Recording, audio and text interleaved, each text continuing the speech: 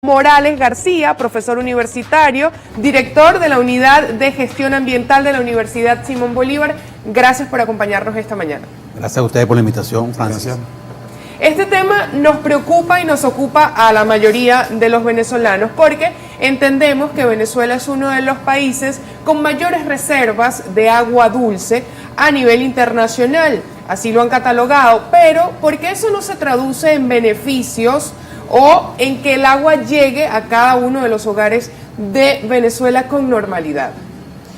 Bueno, es un problema muy complejo, no hay una sola razón por la cual cualquier persona pueda tener el agua disponible en su vivienda todo el tiempo. Una de las razones es que la mayor cantidad del agua dulce que disponemos está al sur del Orinoco y la mayoría de la población está al norte. Entonces es un problema complejo de ingeniería, que hay que traer el agua desde esa zona hasta a los centros de distribución, potabilización en las grandes ciudades que están al norte, pues. Ahora, señor Fernando, le consulto, ¿cuál es el porcentaje del agua que llega, de esa agua en general que hay en Venezuela, a los hogares venezolanos? ¿Tienen estudios, tienen análisis de la cantidad de personas a las que le llega el agua potable a sus casas?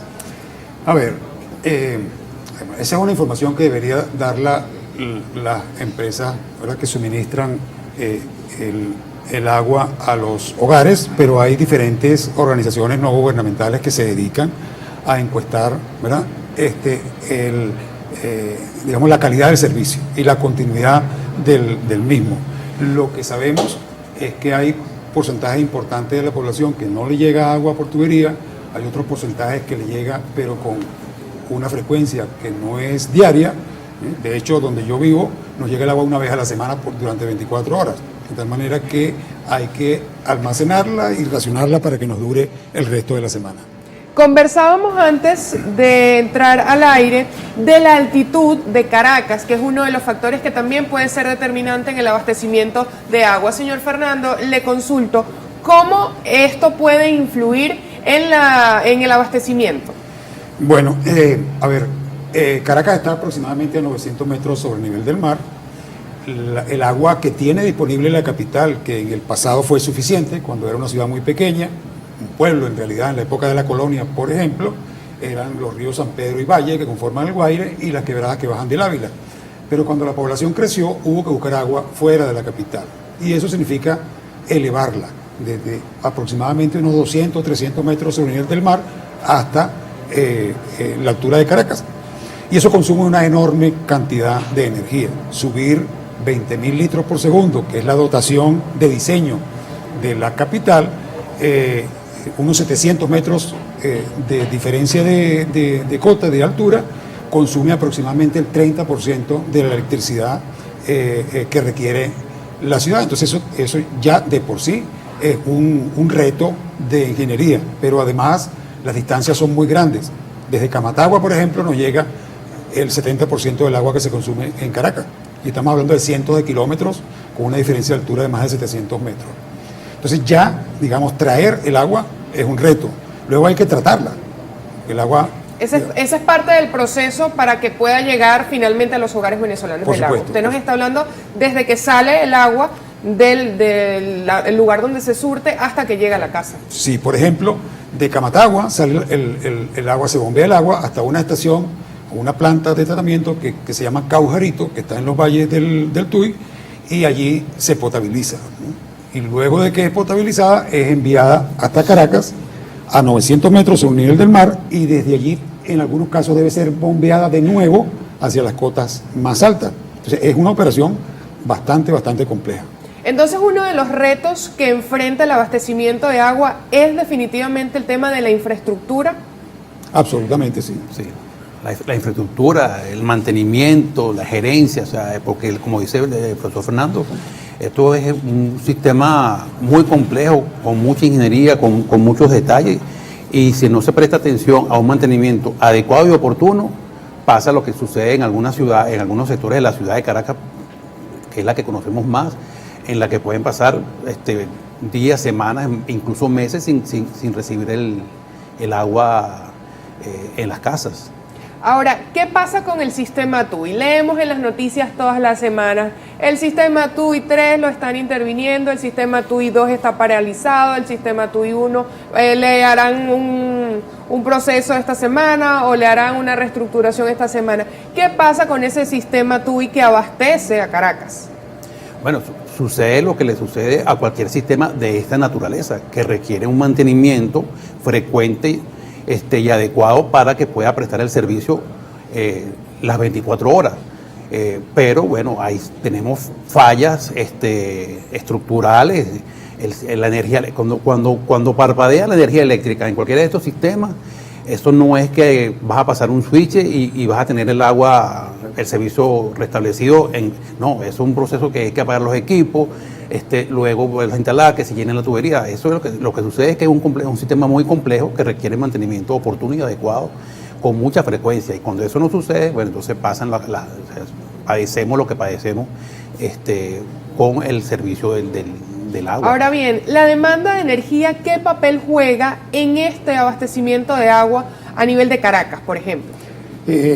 Los que han, digamos, sacado cuentas nos dicen que aproximadamente el 30% de la energía que consume Caracas se utiliza para elevar el agua desde los sitios donde se produce hasta la ciudad capital, y eso es una cantidad de energía enorme, es una cantidad muy grande. Entonces, por supuesto, sabemos que también tenemos, es decir, los mismos problemas de mantenimiento que sufre el acueducto metropolitano, también lo tiene el sistema eléctrico nacional, de tal manera que, como acaba de decir Jaime, cualquier problema eléctrico que se presente y que una baja de tensión, por ejemplo, en las estaciones TUI 1, TUI 2 o TUI 3, inmediatamente, por seguridad, tumban el sistema, es decir, apagan el bombeo, se detiene el envío de agua y bueno, luego tiene que esperar a que se restablezca o se estabilice el sistema eléctrico para iniciar de nuevo el proceso de arranque. Entonces, son procesos que no están diseñados para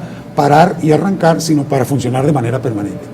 Ante las fallas en el abastecimiento de agua, hemos visto a las personas resolver de distintas maneras. Una de estas maneras ha sido la construcción de pozos en distintas urbanizaciones. Lo vemos de manera más con ingeniería acá en Caracas, pero en el interior del país lo vemos de manera más artesanal. ¿Cómo evalúan ustedes como ingenieros, como estudiantes de esta área, esta situación de la construcción de pozos en Venezuela?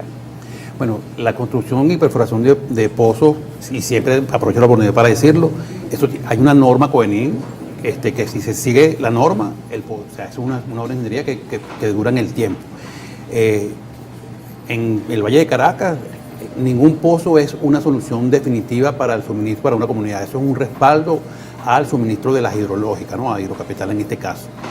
Igual en el interior también, un pozo artesanal construido manualmente, que tiene muchas limitaciones, es una solución temporal a esta situación, pero nunca va a ser una solución definitiva para el suministro de una comunidad. Puede ser, a lo mejor para algunos servicios básicos puede ser, pero para el consumo normal y corriente no debe ser. Y además, los pozos artesanales, pues el agua debe ser tratada mucho. O sea, cualquier agua artesanal tiene que ser tratada realmente, pero cuando es un pozo artesanal debe tener mucho más cuidado en esos tratamientos, porque bueno, el agua pues no sigue una norma, pues la perforación del pozo, entonces puede tener muchas más posibilidades de estar contaminada o no saberse la calidad. Entonces hay que tener mucho cuidado con esto. ¿Y cómo es el tema de la permisología? Es decir, hay personas que de repente hacen un pozo de manera a libre albedrío, diríamos algunos, pero hay otros que deben solicitar o que solicitan, en este caso, un permiso puntual. ¿Cómo está ese tema de la permisología? El Estado tiene la potestad, porque el agua subterránea es un bien de la nación, de estar informado de qué se explota, cuánto se explota y en dónde se explota el agua subterránea. Y los permisos, que ahora son unas concesiones, es uno de los procesos que hay que cumplir para perforar un pozo de agua. Los artesanales están ahí en una zona gris que por esa misma razón no hay información, pues. Entonces, pero para perforar un pozo de agua hay el Ministerio de Acción a las Aguas y de Ecosocialismo y Hábitat, hay unos permisos que hay que solicitar para poder iniciar la construcción del pozo y después informar al Estado. Ese es el deber ser. ¿Qué se consiguió? ¿Cuánto se está explotando? Porque es que ahora, aunque el reglamento todavía no se ha actualizado, ahora se dan unas concesiones para la explotación del agua subterránea. O sea, tú haces un pozo en tu edificio y en algún momento tienes que tener una concesión para contribuir monetariamente a la explotación de ese recurso, porque ese recurso es de la nación. Tenemos mucha participación de la audiencia a través de la cuenta en Twitter, @primerapágina. Escribe, por ejemplo, @Yuraima en Ciudad Bolívar, Estado Bolívar. Tenemos dos tremendos ríos, el Orinoco y el Caroní, pero no tenemos entes gubernamentales eficientes que se ocupen de las necesidades del pueblo. En la Cuarta República había eficiencia, nunca estábamos sin agua. ¿Qué le pueden responder a esta usuaria? Bueno, a ver, como dijimos antes, ¿no? Tenemos mucha agua, pero el agua, tal como se le encuentra en la naturaleza, no es potable. El agua puede ser buena, de buena calidad, pura, pero no es potable. La potabilización es un proceso diseñado por el hombre para garantizar que el consumo de agua no afecte de ninguna manera la salud. Los acueductos en el sur del país, tanto en Ciudad Bolívar, Ciudad Piar y Puerto Ordaz, toman agua del río Caroní. El río Caroní es un río de agua oscura, naturalmente oscura, no porque esté contaminado, y debe ser tratada. Es un tratamiento más complejo que el que tenemos en ríos de aguas claras como los que surten a Caracas. Y eso, por supuesto, tiene un costo, hay todo un procesamiento del agua para que pueda ser potable. Y bueno, sí, de nuevo, ¿no? Es un tema de mantenimiento, de inversión, de gerencia, poder potabilizar el agua y distribuirla a las poblaciones. Nos faltó tiempo para responder la cantidad de preguntas que están escribiendo a través de las redes sociales. Agradecemos al señor Jaime Gallardo, ingeniero de la Asociación Venezolana de la Industria de las Aguas Subterráneas, y al señor Fernando Morales García, profesor universitario y director de la Unidad de Gestión Ambiental de la Universidad Simón Bolívar, por habernos aclarado algunos de estos puntos que tienen relación directa con el servicio de agua potable que llega y que